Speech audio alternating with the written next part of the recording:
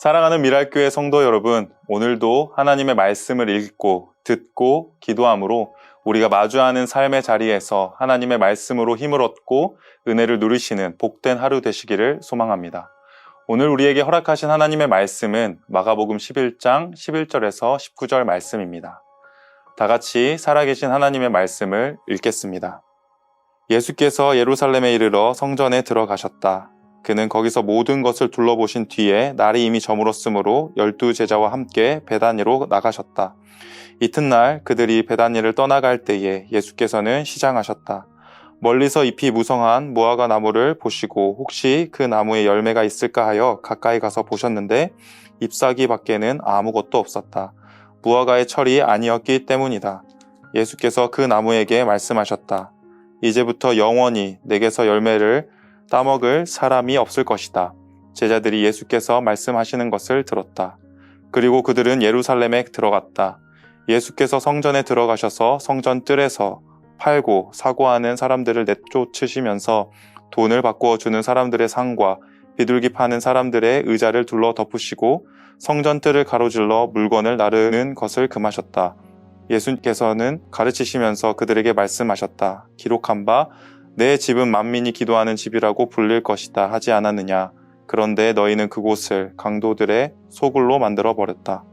대제사장들과 율법학자들이 이 말씀을 듣고서는 어떻게 예수를 없애버릴까 하고 방도를 찾고 있었다. 그들은 예수를 두려워하고 있었던 것이다. 무리가 다 예수의 가르침에 놀라고 있었기 때문이다. 저녁때가 되면 예수와 제자들은 을에 성 밖으로 나갔다. 사랑하는 여러분, 오늘 본문 내용에 앞서 여러분들은 예수 그리스도를 누구라고 고백하시나요? 바라기는 마가복음 전체를 통해 성령 하나님께서 들려주고 계신 복음으로 믿고 따라가기를 소망합니다. 그리고 말씀을 묵상하면서 예수님에 대한 이해와 하나님을 아는 지식이 점점 더 그리스도께서 가셨던 길을 따라가는 진정한 제자도의 모습으로 나아가기를 소망합니다. 오늘 본문은 예수님께서 예루살렘 입성 후에 벌어진 성전에서 일어난 사건입니다. 지금까지 예수님께서는 마가복음 1장 1절의 말씀처럼 하나님의 아들 예수 그리스도의 복음의 시작이 어떠한지 마가복음에서 나타나는 예수님께서 걸어가시는 길을 통해 보여주셨습니다. 오늘 본문에 앞선 본문의 맹인 바디메오가 눈을 뜨고 예수님을 따르는 장면과 예루살렘에 입성하실 때 무리들의 외침은 예수 그리스도에 대한 이해가 정반대의 모습으로 나타났습니다. 바디메오는 자신의 눈을 뜨게 해주신 다윗의 자손 예수 그리스도를 하나님의 아들 그 복음으로 따라갔던 반면에 예루살렘에 입성하시는 예수님께 외쳤던 군중은 자신들의 필요와 결핍을 채워주실 정치적인 메시아로 이해했던 것입니다. 예수님께서 보여주시고 계시는 메시아의 모습은 이사야의 말씀처럼 고난을 받고 죽임을 당하는 메시아의 모습입니다. 지금 예루살렘에 입성하시면서 외치고 있는 군중들이 원하는 모습과 앞서 제자들이 서로 다투면서 누가 크냐고 했을 때 기대했던 메시아의 모습과는 전혀 다른 모습인 것입니다. 사랑하는 여러분, 우리도 하나님을 믿고 따르게 된 동기와 시작이 있을 것입니다. 그 시작은 때론 작은 기도의 응답이나 자신의 삶에 감당하지 못할 문제의 해결과 같은 극적인 경험으로부터 시작되기도 합니다. 하지만 우리의 믿음은 그런 기적적인 체험들로 성숙해지는 것이 아닙니다. 늘 하나님의 말씀 아래 거하며 그 말씀을 통해 경험하게 되는 하나님의 은혜를 따르는 것임을 누리셨으면 좋겠습니다. 왜냐하면 수많은 기적을 경험했던 제자들은 예수님께서 기적을 보여주시지 않은 자리에서 예수님을 버리고 도망쳤기 때문입니다. 그 자리가 어디였을까요? 바로 십자가였습니다. 남들 앞에 얘기할 수 있는 기적적인 경험이 없더라도 하나님의 살아계신 말씀을 통해 십자가에 달리신 예수님을 나의 구주, 나의 하나님으로 고백하는 은혜가 있기를 소망합니다. 이런 사실을 알 때 오늘 본문은 참으로 신기한 일이 벌어졌습니다. 하나님의 아들 예수님께서 뭐가 그리 급하셨는지 무화과 나무를 저주하는 장면이 기록되어 있습니다. 사실 무화과 나무도 억울한 게 그 시기가 열매를 맺을 때는 아니었기 때문에 그렇습니다. 그렇다면 하나님의 아들 예수님께서 자신이 지으신 피조물에 열매 맺는 때가 있는데 그 때가 아님에도 창조주 하나님으로서 피조물인 무화과 나무에게 소위 말하는 갑질을 하고 계시는 걸까요? 그렇지는 않습니다. 오늘 본문 말씀은 세 단락으로 나누어 보면 그 의미가 드러나게 되어 있습니다.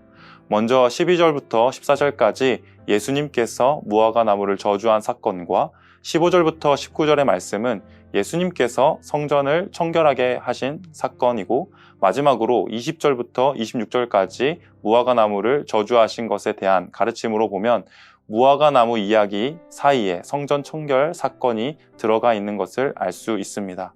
이것을 가르쳐 마가의 샌드위치 본문이라고 합니다. 앞에 무화과 나무 사건과 뒤에 무화과 나무 사건의 결과 사이에 성전 청결 사건이 들어있기 때문에 그렇게 불립니다.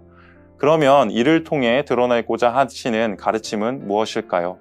오늘 본문 11절에 그 시작이 있습니다. 11절을 읽어보시면 예수님께서 예루살렘에 입성하시자마자 들어가신 곳이 있습니다. 어디일까요? 바로 성전입니다. 성전은 하나님의 임재와 영광을 상징하는 곳입니다. 그곳을 예수님께서 둘러보시고는 아무 말 없이 나가신 것이죠. 그리고 이어지는 본문이 무화과 나무 이야기입니다. 예수님께서 시장하셨는데 때마침 보이는 나무였던 무화과 나무가 마치 열매가 있을 것 같이 잎이 무성했던 것입니다. 무화과가 열매 맺을 철이 아니었어도 잎이 무성하니 예수님이 보시기에 어떻게 보였을까요? 열매가 있을 법했던 것입니다. 그런데 그 무화과 나무에는 열매가 있었을까요? 없었습니다. 그 모습을 보고 예수님께서는 무화과 나무를 저주하신 것입니다. 아직까지는 본문이 무엇을 얘기하고자 하는지 잘 모를 수 있습니다. 하지만 그 다음에 본문이 무엇을 말하고 있을까요? 다시 예루살렘에 예수님께서 제자들과 함께 들어가신 사건을 말하고 있습니다. 거기에서 예수님께서는 성전에서 바쁘게 사고 팔고 돈을 바꾸는 분주한 모습을 보셨습니다. 그리고 그들을 내쫓으시면서 성전이 해야 하는 진정한 목적에 대해서 이야기하셨습니다. 예수님의 말씀처럼 성전은 만민이 기도하는 집이 되어야 합니다. 사랑하는 여러분, 앞선 무화과 나무의 이야기와 성전의 모습에서 연결되어 보이는 것을 발견하셨나요? 아까 말씀드렸듯이 성전은 하나님의 임재와 영광을 상징하는 장소입니다. 그리고 그곳에는 거룩하신 하나님께 제사를 드리는 곳이 바로 성전입니다. 그러니 그곳은 늘 하나님께 흠없는 제물을 드리기 위해서 분주했습니다.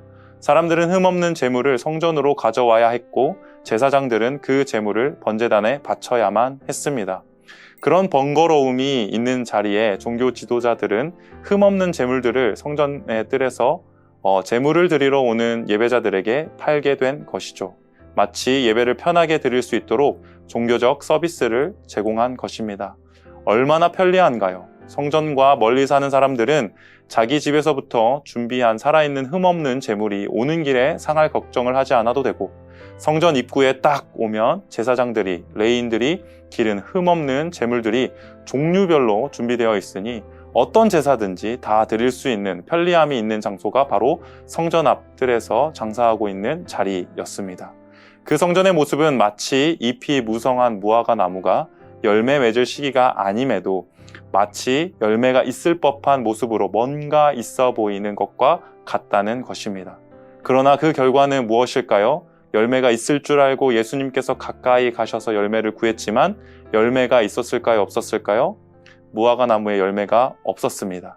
마치 성전에서 드리는 수많은 제사와 수많은 제물과 수많은 종교적 행위가 하나님의 아들 예수님이 보시기에도 뭔가 있어 보이고 뭔가 하려 해서 가까이 가서 봤는데 그 중심이 하나님께 있지 않는 분주하고 바쁘고 겉모습만 화려한 예배의 형식만 있었던 것입니다.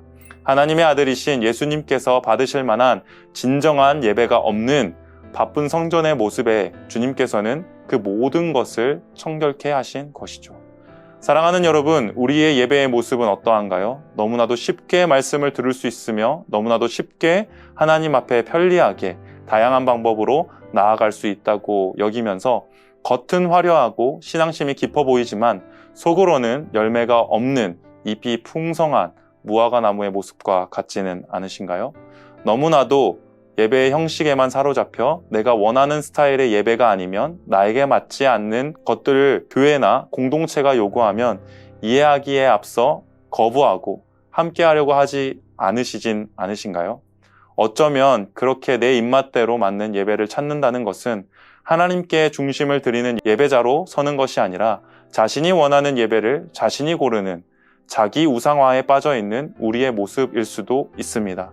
우리는 여전히 자기중심적이고 이기적인 연약한 죄인들입니다. 그러나 그런 우리를 위해 친히 찾아오시고 정결케 하신 분이 계십니다. 바로 하나님의 아들 예수 그리스도이십니다. 우리의 연약함을 아시는 주님께서 우리의 삶에 찾아오셔서 예수 그리스도의 이름으로 기도하는 자들의 기도를 들으시고 예수 그리스도의 이름으로 회개하는 자들에게 죄사함을 주시며 예수 그리스도를 믿는 믿음으로 살아가는 자들에게 하나님의 자녀가 되는 권세와 은혜를 허락하셨습니다. 자기중심적인 모습과 종교 생활을 십자가 앞에 내려놓고 바라기는 예수님만 드러나는 그리스도인의 모습으로 신앙생활을 하시는 미랄교회 성도님들이 다 되시기를 축복합니다. 기도하겠습니다. 사랑이 많으신 아버지 하나님 감사를 드립니다. 오늘 이 본문 말씀을 통해서 우리의 삶과 우리가 어떻게 하나님 앞에 예배를 드리고 있는지 다시 보게 됩니다. 잎이 무성해서 열매 없는 무화과 나무처럼 하나님 앞에 비춰지지는 않는지요. 우리의 예배의 중심에 하나님이 받으셔야만 하는데 내가 있는 것은 아닌지요. 아버지 하나님, 우리의 중심이 십자가 앞에 주님께서 받으실 만한 예배자의 모습으로 서기를 원하오니 성령 하나님 우리의 심령을 주님께서 다스려 주시고 주관하여 주시고 새롭게 하여 주셔서 아버지 하나님 앞에 형식적인 예배, 형식적인 생활, 신앙생활을 하는 것이 아니라 오직 주님이 받으실 만한, 주님이 기뻐하실 만한 십자가 앞에 자기를 부인하고 십자가를 지고 주님을 따라갔던 그 제자의 모습들처럼 아버지 하나님 살아가길 소망하오니 우리의 인생 가운데 찾아와 주셔서 말씀하여 주시고 그 말씀으로 힘을 얻고 살아가는 우리들을 다 될 수 있도록 은혜를 베풀어 주시옵소서. 오늘 아버지 하나님 살아갈 힘을 주님께서 주실 것을 믿사오며 감사드립니다. 예수님 이름으로 기도드립니다. 아멘.